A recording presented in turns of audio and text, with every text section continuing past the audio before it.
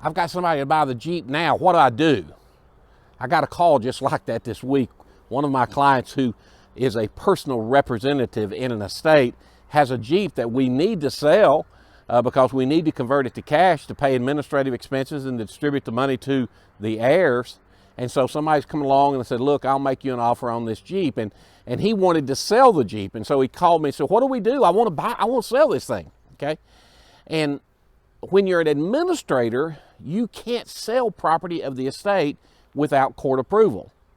And so what has to happen is you have to go ask the court to approve a sale, a specific sale, if you've got a buyer, okay? Sometimes we do that.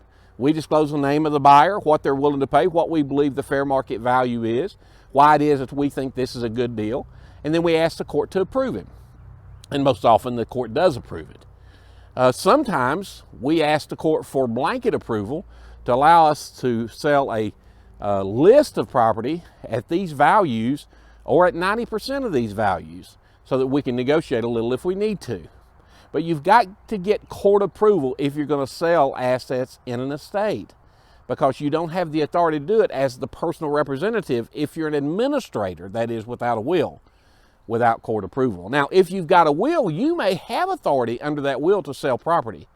And so you need to be sure about what your position is. Be sure your probate lawyer explains that to you.